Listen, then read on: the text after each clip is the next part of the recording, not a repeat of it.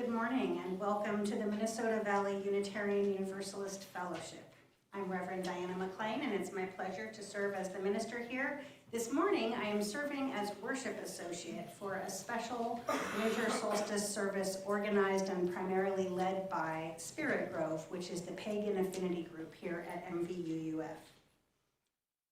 You are welcome here, however old or young you are, wherever you were born and grew up, whoever your ancestors were, and in whatever religious tradition you were raised, or if you were raised in none. You are welcome here, whatever your gender and whoever you love. You are welcome with whatever abilities and limitations you have. We invite you to bring your whole self, knowing that your whole self is sacred. Whether this is your first time here or you have been with us for many years, your presence is always a gift to us. We're glad that you're here. We hope that you are glad that you came and that you will help welcome others. After the service this morning, instead of our regular coffee hour downstairs, everyone is invited to stay for the art opening reception, and I'll say more about that in announcements later. For now, I invite the chair of Spirit Grove, Anthony, to come up with some opening words.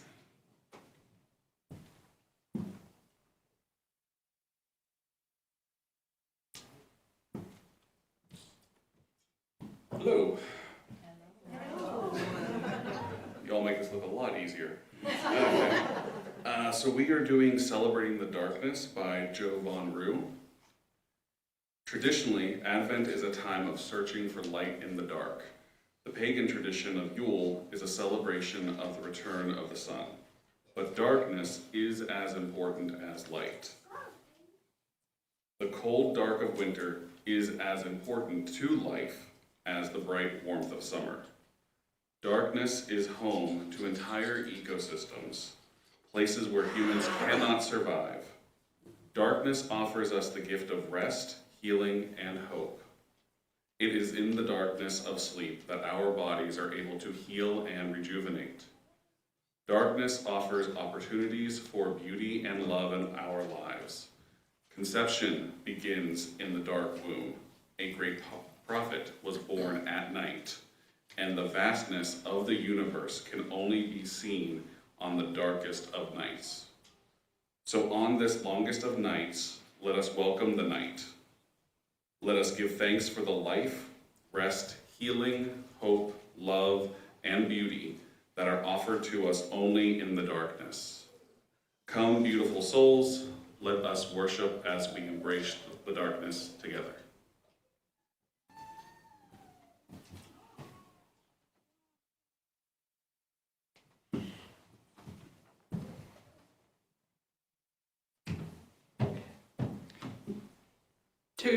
To know the dark by Wendell Berry. To go in the dark with the light is to know the light. To know the dark, go without sight, and find that the dark too blooms and sings and is traveled by dark feet and dark wings.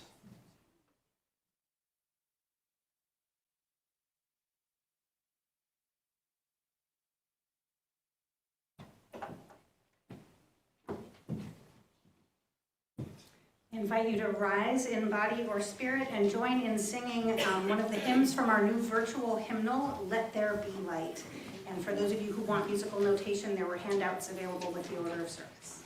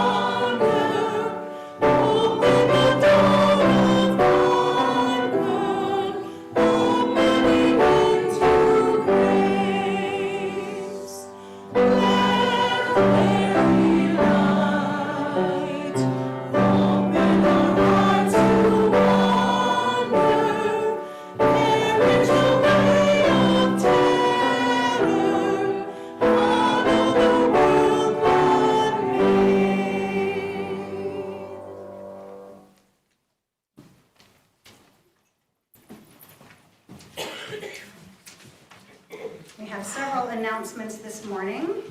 First, as I mentioned briefly earlier, after today's service, we are delighted to host an art opening reception for the artists whose work is on display at MVUUF in this season. I'm sure you noticed it on the way in because it is absolutely stunning. Those artists are Paul Rucker and Helga Hedgewalker, and we are fortunate to have them and their art with us today.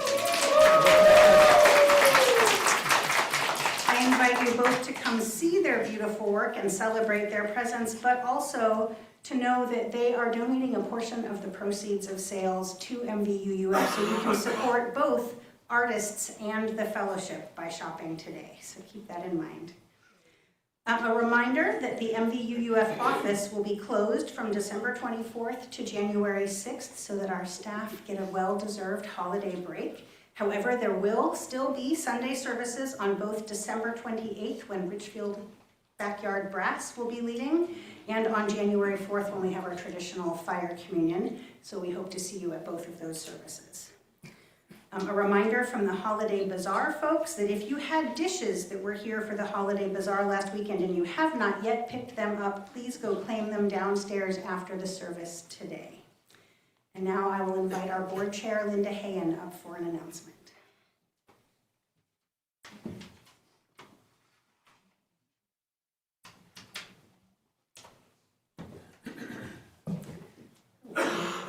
Nice to see all the seats filled. As Reverend Diana said, I am Linda Hayen. I am the chair of the Board of Trustees here. And I have two announcements, actually. One is, after considering the feedback from the congregation from the 2 chat sessions that we had and surveys we sent out, the board has voted to offer Reverend Diana an extension of 2 years to her current contract.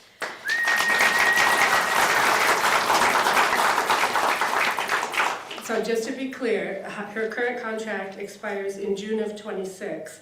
So the new contract will be for the 26, 27, and 27, 28 church years. There are still many details to be worked out, but if all goes well, we will be very happy to have Reverend Diana with us for 2 more years. Okay, and my other announcement, for this one, I would like to invite Jeannie, Nicole, Maria, and Lark to come up to the front. I guess we So for those that are visiting today, these folks are our wonderful staff that work here. And this is Becky, and she is your chair-elect, so she will be your board chair next year. It has come to the board's attention. It's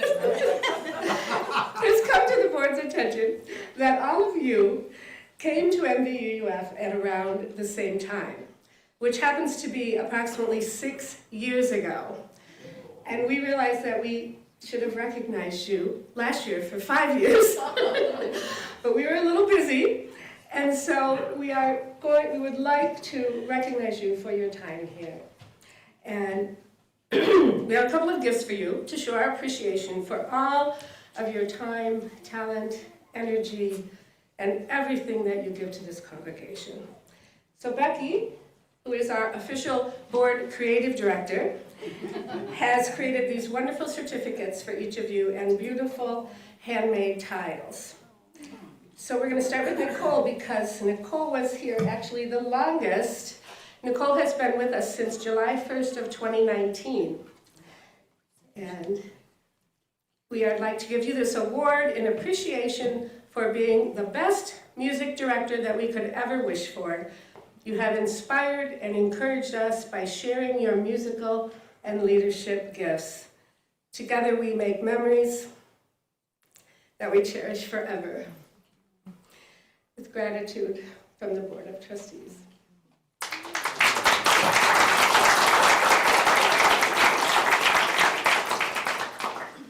Lark Lewis, who is our accompanist, began shortly after Nicole.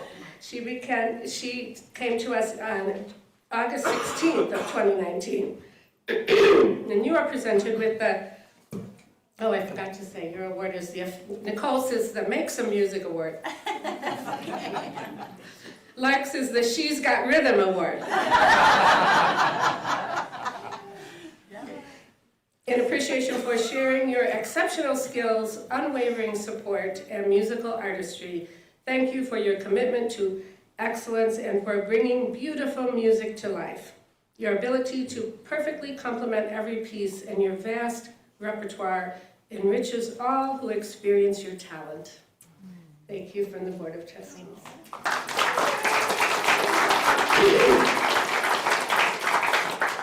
And next is Maria Xavier, who is receiving the Building Our Future Members Award. She is our Director of Children, Youth, and Family Ministries. You are honored with much appreciation and gratitude for your commitment to our young people.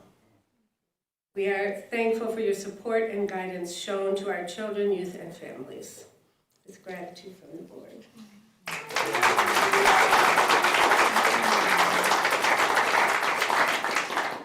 And last but certainly not least is Jeannie Picos, our Administrator and Director of Communications. You are presented with the Hub of the Wheel Award.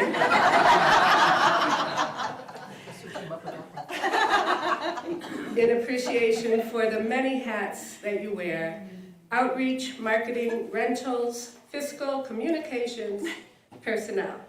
You play the central role of operations and are always ready to step up with strong leadership and decision-making skills. It's really true. See, that's why I'm so tired. You lead with empathy and fairness and understand and consider all the needs of others. So thank you all so much, and I want to come to you if you don't mind.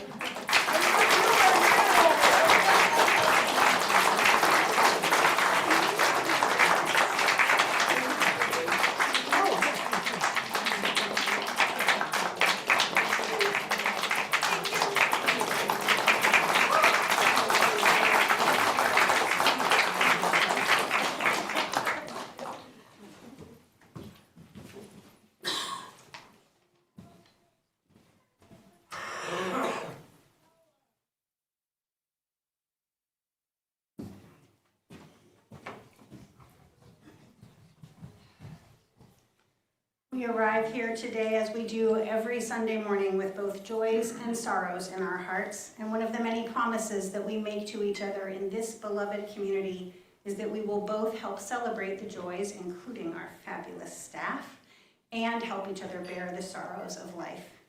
I'm going to begin this morning, before I turn it over to all of you, with a joy that I received notification of by email and have permission to share here this morning. Candace Ways had her baby, Violet, last Sunday, and they are both doing well.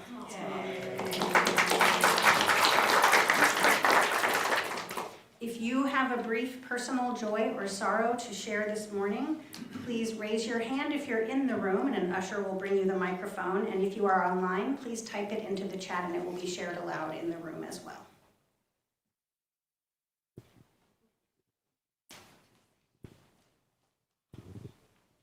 I just wanted to share a quick joy. A couple weeks ago, my mom broke her foot, and this is one of the first opportunities that we've been able to get out of the house and enjoy being there.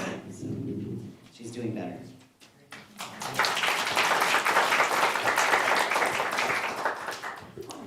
Hi, I'm Alexander. Two joys. One is that I had carpal tunnel surgery on my right hand, and it went very well. I'm healing, it's going as expected. And also my dad, Richard, and his partner Mary are here with me today. I'm very excited to have them.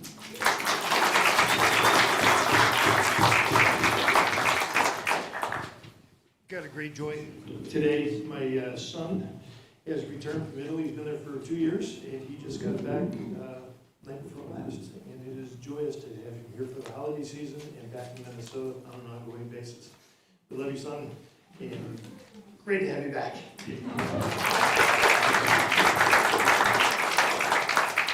Hi, my name is Carla, and I have a joy that I work for the Bloomington Public Schools. I am a media clerk at an elementary school, plus I am a language ambassador. That means I get to interpret at things like special ed meetings, and I get to hear all the amazing things that our teachers and special ed and staff do for our students, and every meeting is an inspirational one to see the faces of the parents with the gratitude that they have and the concern they have for their kids, and to see how the staff love and adore them. And everyone, from the admins to the teachers to the specialists to the custodians, everyone loves these kids so much, and it is such an honor to be part of that group, and I just wanted to lift them all up.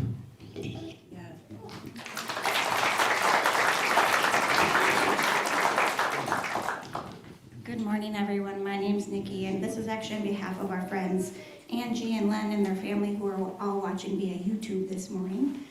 So they just wanted to share their sorrow that Len got sick, so he can't perform in the children's choir today, which he was really looking forward to, and their joy that they were recently introduced to this lovely community. So, Dave has one thing.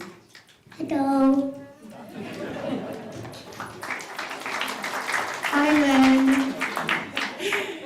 Nicole. Just a joy that my husband Brent is recovering quite well after his full discectomy in his spine and fusing together the vertebrae of the C5, C6.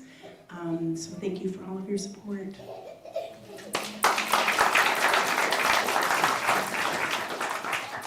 We have one that was submitted in writing. Just a reminder for those of you who may not know that on the table outside the windows of the sanctuary, we do have a box and slips if anybody wants to submit one in writing, and you have the option of not having your name read, but this one is not anonymous.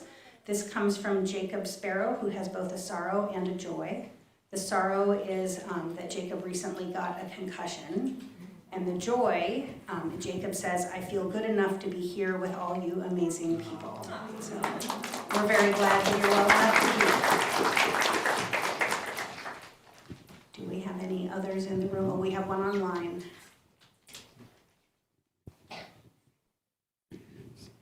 From Candace McLean, viewing the service via Zoom when I'm out of town. All right, we're glad you're with us, Candace. Anybody else here in the room? We're full enough. I'm trying to make sure I'm not missing some hands. Sorry, I also want to say I feel like any joy and sorrow time would not be complete in this time without acknowledging all of the people who are being impacted by ICE, deportations, and general aggression. So I want to make sure that we keep them in our hearts as well. Thank you.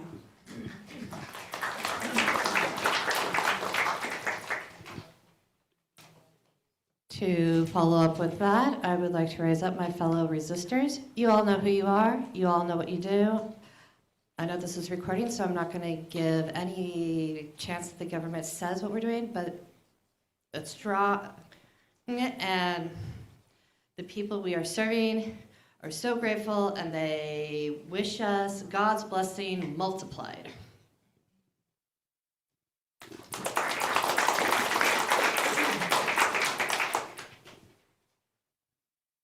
Take just a moment to acknowledge that in addition to the joys and sorrows that are named out loud each week, there are always some that we carry in our hearts and either are not ready yet to share or may never choose to share in a group setting like this, but which we know we carry in the silent sanctuaries of our hearts. Please join me in the musical response.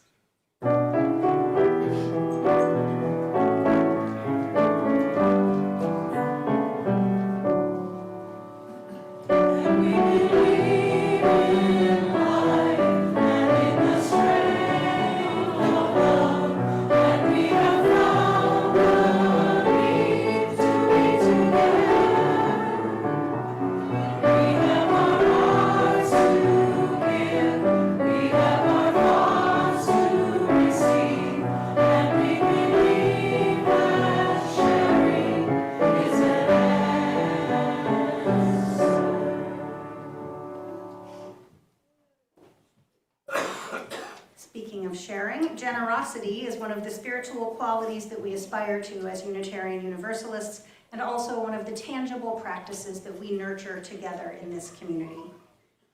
With our offering each Sunday, we give of our financial resources to support the work of this fellowship. We know, of course, that giving financially is only one of the many ways that we support that work. We also do it with our time and with our talents, many of which are on display here this morning. All of those are necessary for the vital work that we do, both for each other within the fellowship community and for the wider world. We donate half of our collection every Sunday to support one of our community partners. Those are organizations who are in alignment with our values and serve the wider community. For the month of December, our sharing partner is Oasis for Youth, which works closely with schools in Bloomington, Richfield, and Edina to connect homeless and at-risk youth to services and supports. You can give in person as baskets are brought around, or online using the QR code either on the screen or on the back of the printed order of service, or you can use the Donate Online link on our website. Please give as generously as you are able.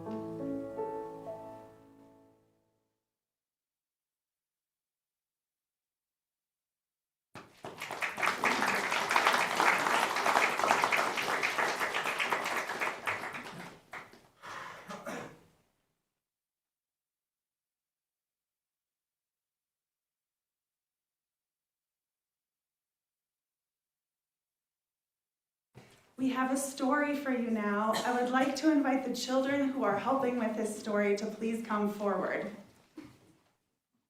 Olavine, yep. Let's see if we have everybody.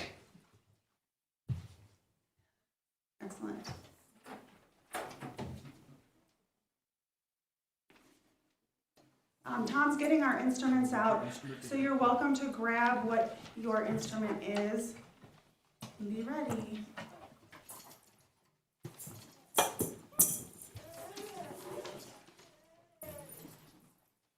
Solstice is the day when solstice is when the day has the fewest hours of daylight. It gets colder around the solstice here in the northern hemisphere, and one of the things we might like to do around this time of year is play inside. And playing inside, just like anything, isn't always fun. This is a story about a child who has one of those experiences.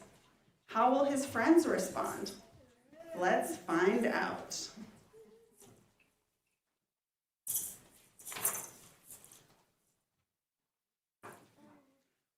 Let's go to the next slide, Richard, please. One day, Taylor decided to build something. Something new. Something special. Something amazing.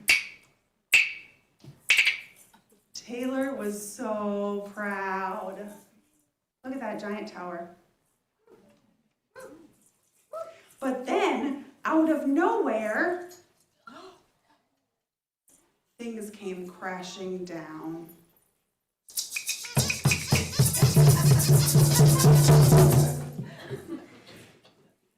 The chicken was the first to notice.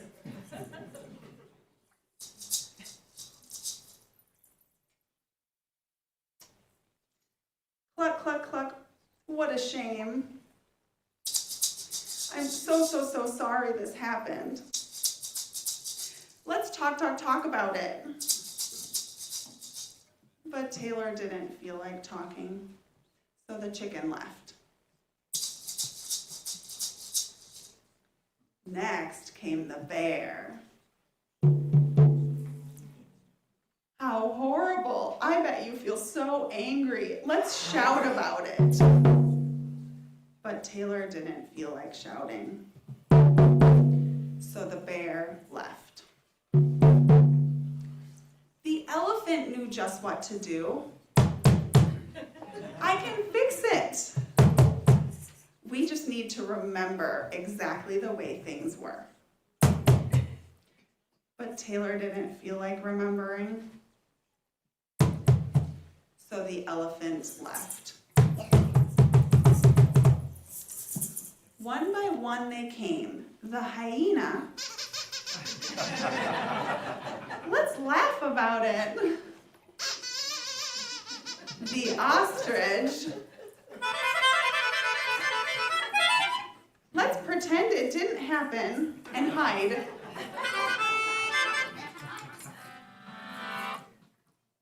The kangaroo. What a mess. Let's throw it all away. And the snake. Let's knock down someone else's. But Taylor didn't feel like doing anything with anybody, so eventually they all left.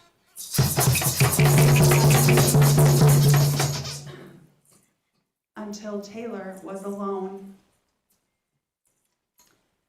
In the quiet, Taylor didn't even notice the rabbit. It moved closer and closer until Taylor could feel its warm body.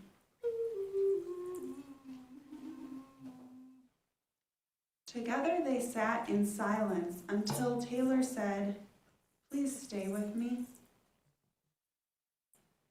The rabbit listened as Taylor talked. The rabbit listened as Taylor shouted. The rabbit listened as Taylor remembered and laughed. The rabbit listened to Taylor's plans to hide.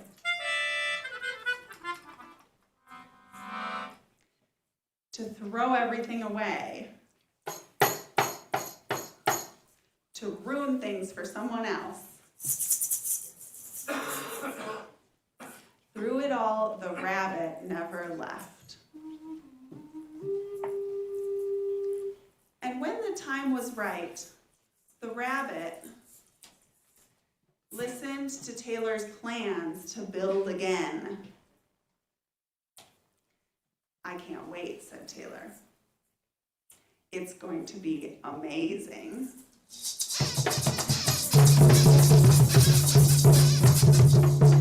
Taylor had such a big idea. He's going to rebuild, and he's hoping to make an even bigger tower.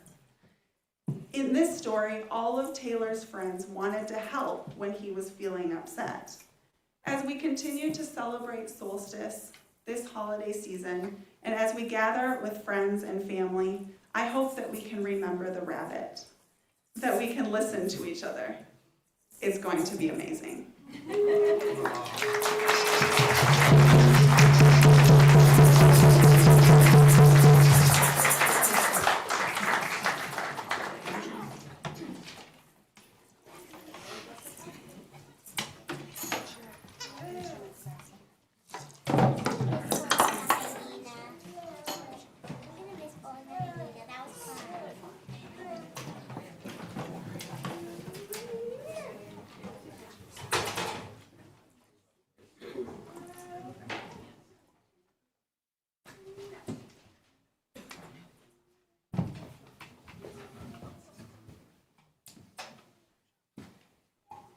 Good morning. Our second story comes from The Winter Solstice by Ellen Jackson.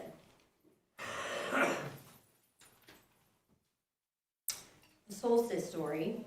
This story was adapted from a Cherokee tale of creation. Look for signs of the changing seasons in the illustrations. Many moons ago, the great sun created the plants and the trees. Then he blessed them with the gift of green, so that they might bring forth fruit and flowers. All was well for a time, but then the Great One withdrew his face. The winds came down from the mountains of the north, and the gray clouds jostled above the earth. "Oh, Father, don't leave us," cried the plants. "Give us your light and your warmth," cried the trees. But day by day, the great sun sank lower in the sky, and the long nights were as black as a crow's wing. Then the vines began to wither, and frost touched the grasses of the meadows. A curtain of clouds covered the heavens. "Dear Father, we will die without you," wailed the trees and plants. "Come back, come back." "He's coming," whispered the north wind. "There's a touch of gold on the mountaintops." "He's coming," whispered the clouds. "His face has turned in the sky." The plants and trees were full of joy at the good news. Eager to greet their dear father, they decided to stay awake every night and watch for his return. Sumac, sassafras, and purple aster put forth brilliant colors to welcome the great sun. But after a night of watching, they fell asleep. The dogwoods and alders watched for 2 nights, but soon their boughs grew heavy, and they too fell asleep. The maples and poplars whispered to each other, "We will not give in to sleep." But soon they were slumbering under the cold stars like the others. When the great sun came from his wigwam on the dawn of the 7th day, the skies were clear. He looked down on the forests and the meadows below. The only plants and trees still awake to greet him were the pine, the fir, the spruce, the holly, and the laurel. "For your faithfulness, I will give you the gift of green forever," said the great sun to the plants and trees who welcomed him. "The others will drop their leaves or sleep through the winter, but you will remain awake. Your color will be a promise of my return to all who see you." And he sent a stream of light across the sleeping earth. The end.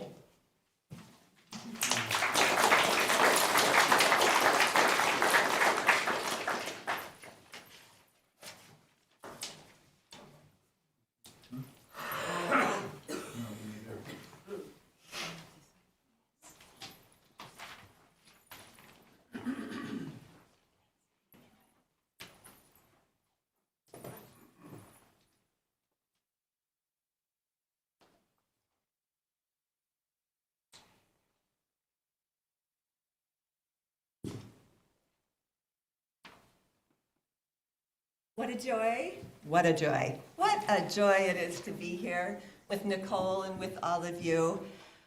I have written a solstice poem for the past 35 years or so.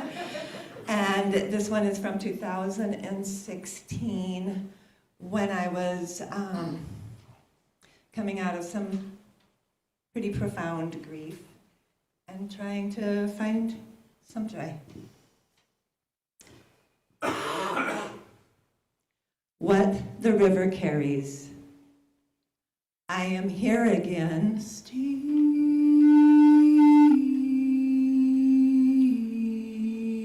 beside the river. Who am I, if not this body, walking alongside this other body?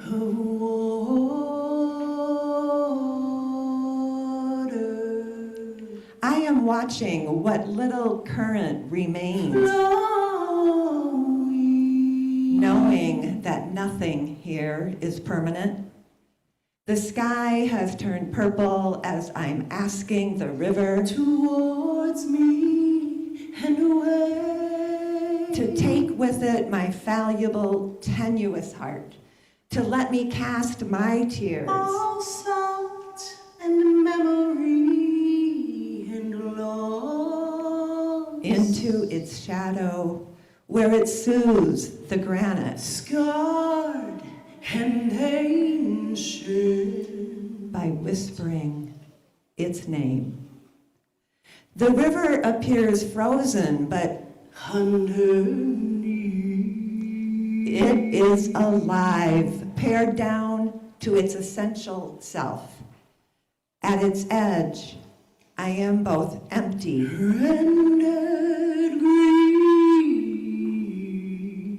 and full. The cardinal appears at twilight, the crossroad of this winter's night. I see you in the quick red flutter, joy, but also in the naked branches and the cold, cloudless sky. The stars begin to glow as the river and I diverge. It flows far and away beyond my sight. I follow the path before me, my heart thrumming with the cold beauty of the night.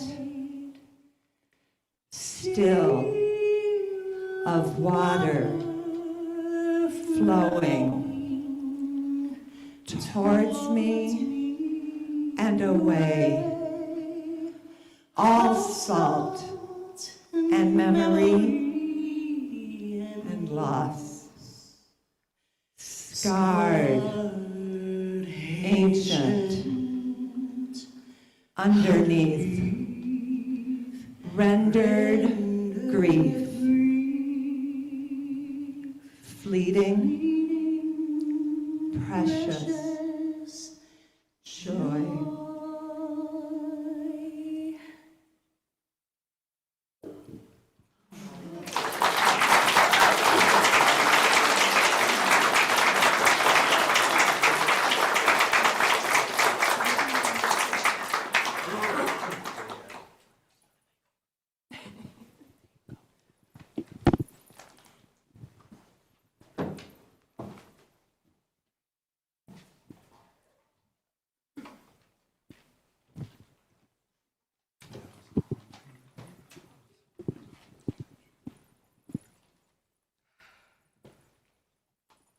The sun dies tonight, It dies as it has died for tens of thousands of years, ever since the first Neolithic humans watched it die and built stone calendars such as Stonehenge to mark the death of the sun.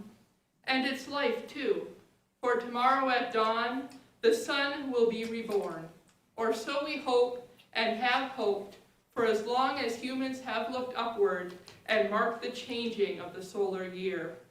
For many modern pagans, Yule is honored as the winter solstice, the day on which the wheel of the year resets itself and begins a new cycle. One possible meaning of the word Yule is wheel, specifically the wheel of time that spins on its axis at the winter solstice to start a new cycle. In many of the modern pagan traditions, that is especially appropriate because time itself is cyclical. The events that mark the changing seasons come around again and again, whether it's the battles between the Oak King and the Holly King in the Celtic mythos, the story of Persephone's descent into the underworld in the Greek stories, or the death of Balder in the Norse tradition. These traditions gain power and traction as they linger with us across different religious beliefs, cultures, eras, and languages. They grow little by little with each celebration, each moment of joy and belief, until after thousands of years, there is enough collective belief and sheer weight of history that multiple religions can share in its abundance. And by honoring these kinds of traditions, in whatever form they take, we get to latch on to a little of that immortality and connect with the way things have always been, even if the details may shift from one generation to the next, until snapshots of them, 100 years apart, look very different. As for the solstice itself, the death of the sun, which comes every year and is honored with firelight and candles and evergreen trees, that brings an early sunset and the deep quiet of the darkest night. The darkness gains a life and power all its own tonight, one pagan's honor in many sacred ways. Even though the modern, scientific, human brain knows that the shortest day of the year is nothing more than a quirk of our planetary orbit, there's always that moment as darkness sets in, and there's just the fire in front of you to light the night, when you find yourself wondering, just for a heartbeat or two, what if? What if the sun never returns? What if this night lasts forever? And no matter how much you drown out that feeling with song and merriment and mead, you have to let yourself experience that moment or two of doubt. Can the sun come back? Or is this truly the death of the world? Because despite those worries, in that darkness, the sun is reborn. And to paraphrase the words of the late, great Terry Pratchett, without that belief in mythology, which is so very human, on the day after the solstice, the sun would not have risen. A mere ball of flaming gas would have illuminated the world. Also in his words, humanity is where the falling angel meets the rising ape. We have to bridge the mythic with the mundane, or else we lose something essential within ourselves.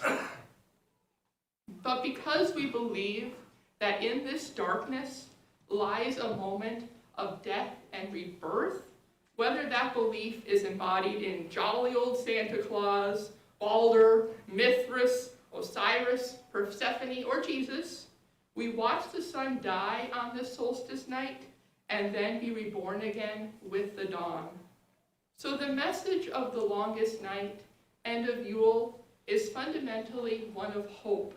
It is the hope that our inner darkness can be transcended by our inner light, that our short, ever-changing lives can belong to something greater than ourselves by finding comfort in stories and legends, whether they be the legends of our faith, of our science, or of our communities. Blessed be. Blessed be.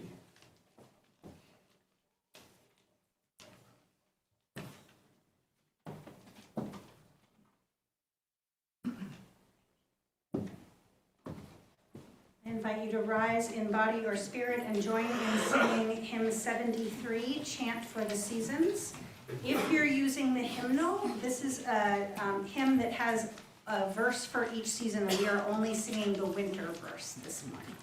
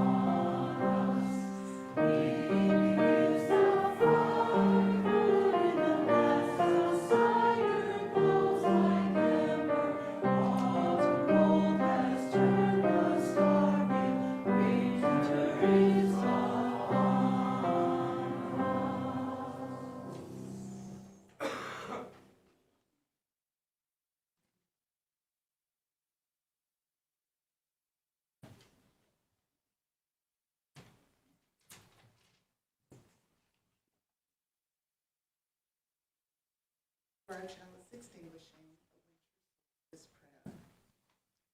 May you find peace in the promise of the solstice night, that each day forward is blessed with more light, that the cycle of nature, unbroken and true, brings faith to your soul and well-being to you.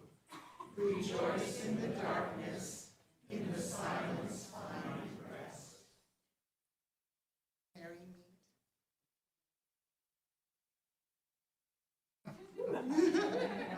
Blessed be.